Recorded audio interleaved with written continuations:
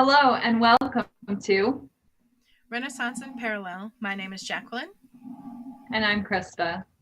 Thank you for joining us. If you joined us last week, you already know that our theme for the videos this month are New Year's resolutions, or is New Year's resolutions. Today's topic is the extra small business, pros and cons of that. And surprise, pros and cons doesn't mean what you think it would mean. Our pros are our productivity goals, and our cons are our consistency goals. My business is I run a small farm, very small farm. It's more of an oversized garden from home, and we deliver locally to people's houses. They don't have to go to the grocery store, they don't have to go to the farmer's market. They order online, and the food comes straight to their home. And Krista? I have an Etsy shop with vintage, pretty much everything, clothes and home goods and books and all over the place, and handmade things, including some crocheted items and embroideries, which is what I'm branching more into this year, is like really getting more of my handmade items into the shop. So we have productivity. The pro in this area is increasing your time and your effort and the financials that go into your product or products, and increasing what you get out of that time, effort, and money. And so for Krista, you have a specific resolution that you've already started in the time/effort sort of category. Yeah. So I finally started using the calendar app that came with my phone. And it's been really a huge help as far as like blocking off certain periods of time so that I can stay on task. I can be productive during the times of the day that allow me to get a lot of work done, and then leaving open the times of the day that I can spend playing with the kids, cleaning, cooking, doing the other things that I have to take care of, and getting really more work done by focusing it on the times of the day where I can really focus on it. So yes, I'm using my calendar app on my iPhone, and have the morning blocked off for sewing and news and coffee, always coffee. And throughout the day, there's a lot of other things. And then at the end of the day, when the kids are in bed, I can get back to my sewing instead of trying to pepper it through any spare time that I had in the day, because it really wasn't working to pick it up and put it down like that. And yeah, so that's already, I've been doing it for probably, I don't know, 4 or 5 days so far, and it's a huge help. So I'm hoping to keep that going. So would you say, if, people watching this are the kind of person who struggles to put down one project for the sake of getting to the next, or somebody who kind of struggles with, do I spend this time with the kids, or like, how do I do all the other things in my life while also running this business? Would you recommend that as something that they try? Yeah, I think that I actually needed to take a little break from social media, and I took a little break from sewing at the same time. And I just took a step back from the pressure of that and watched the pattern that my life took first. And then I made the schedule after that, after I realized the like parts of the day where the kids didn't really need my attention and the house didn't really need my attention. Those are the times that I can focus on creating. um, and that made it a lot easier. And I think that I really needed to take that step back to be able to make the schedule, because I was feeling overwhelmed, like I was trying to do everything all at the same time and I wasn't actually doing anything. So, yeah, I definitely recommend taking a break from social media every once in a while. Also, like, even if you use it for your business, no matter what your reasons are, like, it's I think important. It's healthy to take a step back Mhm. and see where your life is and fit the other things into that instead of building your life around things that I think should be able to be adaptable. For me, and I'm sure for you too, kind of being efficient with time and your effort saves money and saves you money. So that's Yeah. definitely something that naturally falls into place when you choose to be more productive in these ways. For me, my resolution was to reduce the amount of time that I like spend driving and just packing individual people's orders. So what I've decided to do is deliver on specific days of the week rather than trying to go out and deliver once somebody orders. And I've created a system using our online store of kind of like tracking what things, how much we have of things available, so that between, Saturday, if somebody orders between Friday and Monday morning, I can deliver all those things on Monday and spend so much less time and a lot less gas and wear on the car delivering one at a time, um, than delivering one at a time. For consistency, I think that's a big word that means kind of different things in business than it necessarily does in the rest of your life. Um, so for that, specifically for your extra small business, we're talking about branding, and we kind of using social That's a big media one, and yeah. print media, and also being consistent with reaching your financial goals. And you have some branding stuff that you've been working on that you've resolved to do, right? Yeah, yeah. For so one of my things that I wanted to work on was to get like a logo for the shop, which seems like a small thing, but it is the first thing that people see and it kind of defines who you are, what your shop is, what you have in it and everything for people. And so trying to find something that encompasses both like the kids' involvement and our goals as a family and the reason that I'm doing it, as well as like the inventory of the shop, which is pretty eclectic. Is that I don't know if Mm. that's a good word for it, but there's a lot to encompass in one small picture. So it's gotten a little intimidating at this point, but I'm starting to get a better idea of what I want to do with that. So I'm going to work with my sister and hopefully she has the time. She's a art student Mhm. and get that logo all set, the brand for the shop. All, Yeah, it's an important part of creating a cohesive look and creating an expectation that your customer has, which makes the shopping experience easier and like more fun for them. Nobody wants to go to like your web store and be confused. They want to be like, oh, okay, this person sells vintage things and they make handcrafted things, and that's like their thing. And all of your things have like, they go together. You can't, it's not something there's that you can kind of a really theme. define, but they all have this sort of same quality and sort of look to them. And it's not just, you're not putting like McDonald's vintage, like McDonald's toys with antique clocks. Like I it wouldn't rule has it some out. coherence.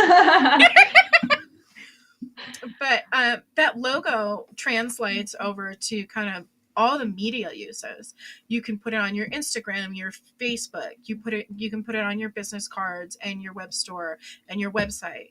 And it really is a jumping off point, something that sticks out in a customer's mind that, if they're just flipping through their feed and they see, when I flip through my feed, I don't I necessarily think see who's I've by, been going a little backwards from it, but I and go I'm backwards. okay with that too, because I think that inspiration's going to come in different ways, and you can't really force or expect it to hit you any certain way. And so I actually first ordered my business cards. I got new business cards, and the last ones I kept feeling like they didn't encompass what the shop was about. They were cute, but they were plain.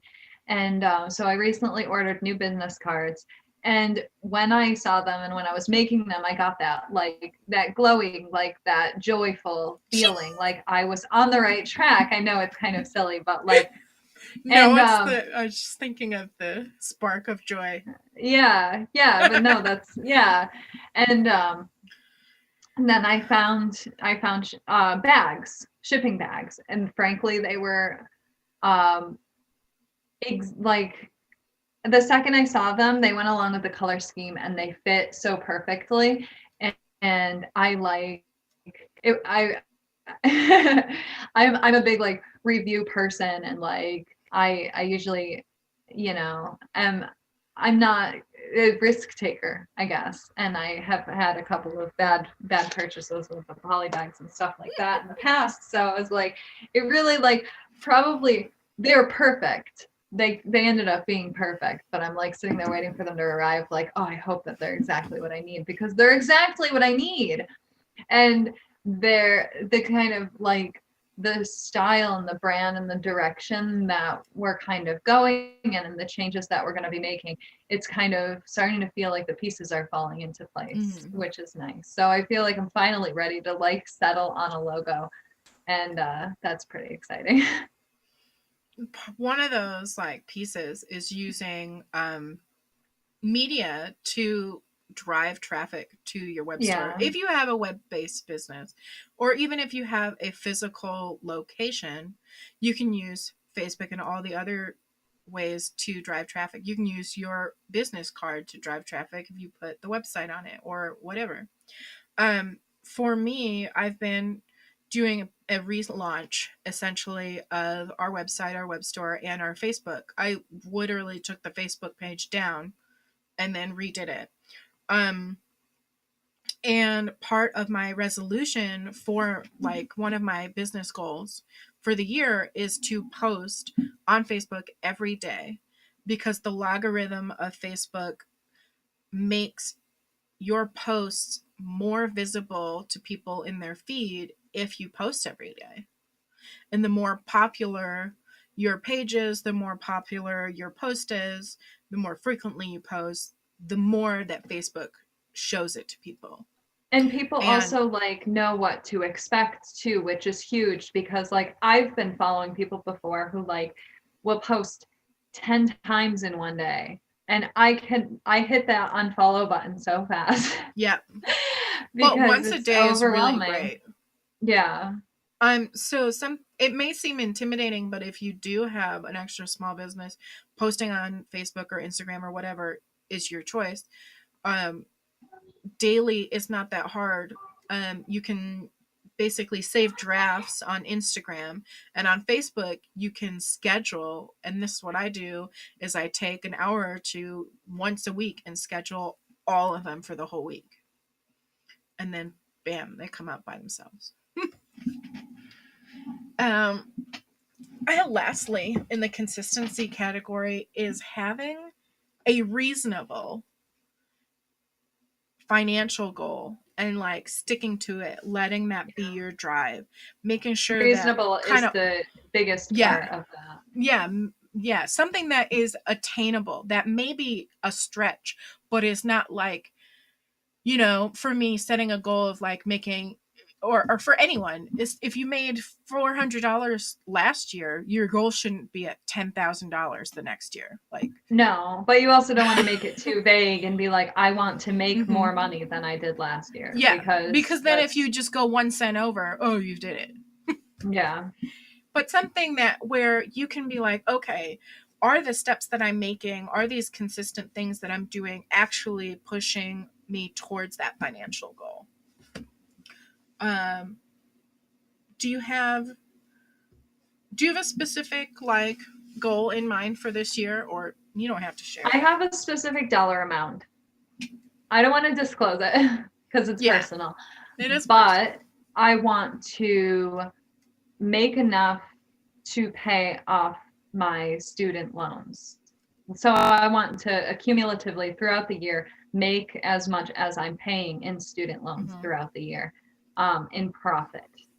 So that if I can do that, I will be very, very pleased. And so that's pretty much where I am, and it's a realistic goal. It's not out of reach.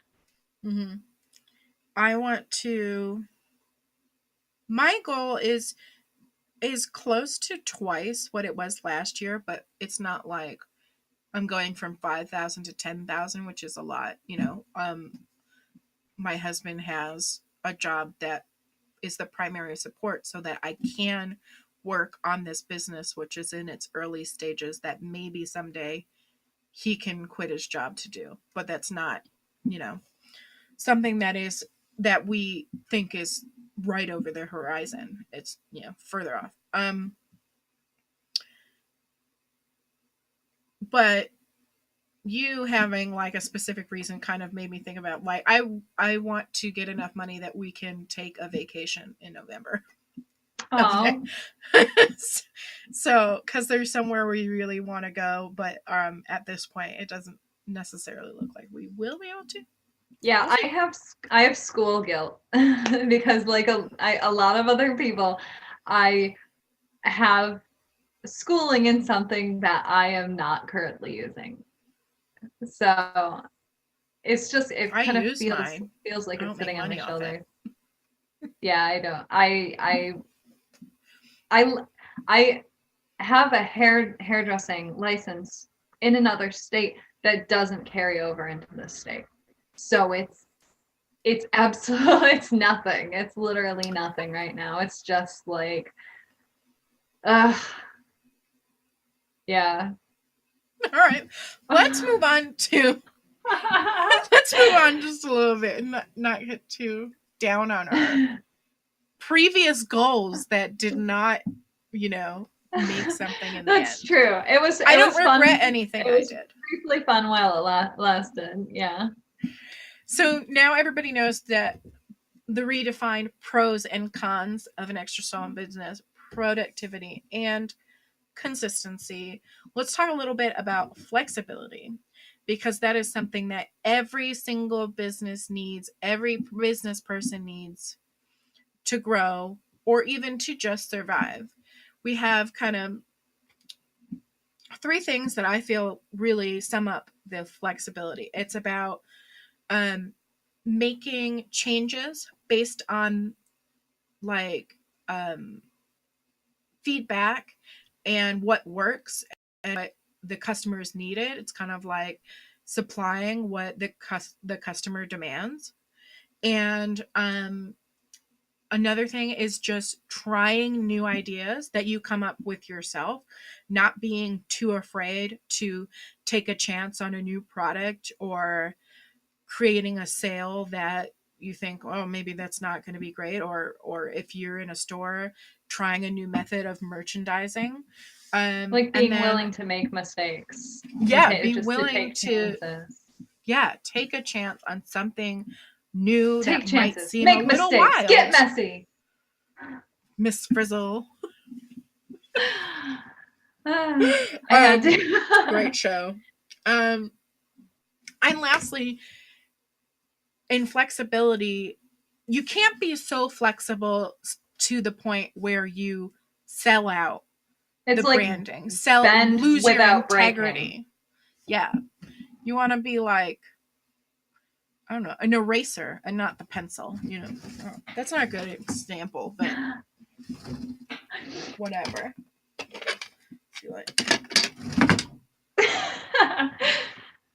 So, Krista, you are making some customer influence changes in your business, Yeah. right? Yeah. That's your resolve.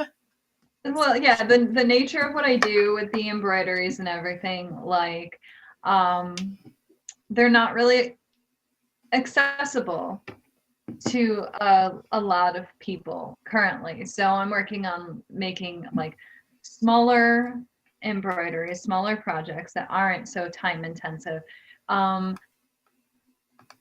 And like really thinking outside of the box. What else can I sew on other than just a fabric and a hoop, or what kinds Yeah, of fabric things can that I put will in a hoop? appeal to a wider customer Yeah. base than just people who like Instead of to just put like the things that people embroideries can on the hang on the walls. wall, like having like more wearable art and more like usable art, and instead of just decorative. So that's something that I'm very excited to get into, and I've already cited a few, but I don't want to spoil it. Go check out my Instagram. You want to find out? We'll put in the link. We'll put all the links to all the business links in the description. And I've So also started a theme. don't miss that. And like a set. I'm working on like a set of projects, like a theme set of projects. And I not only is that great for like staying creative, staying focused, and in the brand or whatever you want to call it. It's kind of fun. It's just kind of fun. I like it. So that's cool.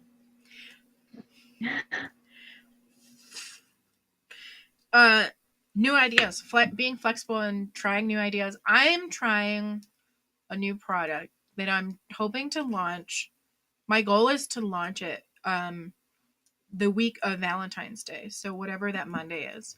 And it's basically snack boxes. It's not a subscription because you can just buy one. But it's basically going to be a box with snacks that's delivered to your office, and it's a snack for each day of the week. And there's like 5 servings of like a tea mix that I make myself or a hot cocoa mix. And it is not really fall under the farm category, but part of what really is the message kind of behind our farm is bringing more variety to our really rural area where there is so little in terms of food variety, and also getting it delivered to your door, making it accessible to everybody. We have a lot of elderly people or people with disabilities who or even just people who don't have a car, who can't just like get up and go to the grocery store to get something that they want. And So like making food from scratch isn't necessarily an yeah, option. and it's definitely a risk for me because it has what may seem it overall it's an insignificant like financial investment, but for us who live paycheck to paycheck, it's significant.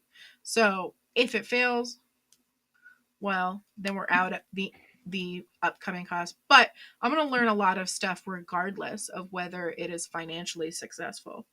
So it's worth the risk, I think. Oh, I think both of those things that we have resolved doesn't sell out our brand. Yeah. I mean, Yeah, and not it's not like, I don't know. It's not like I'm putting prepackaged snacks in a box and then being like, "Here, come pick it up." That wouldn't work.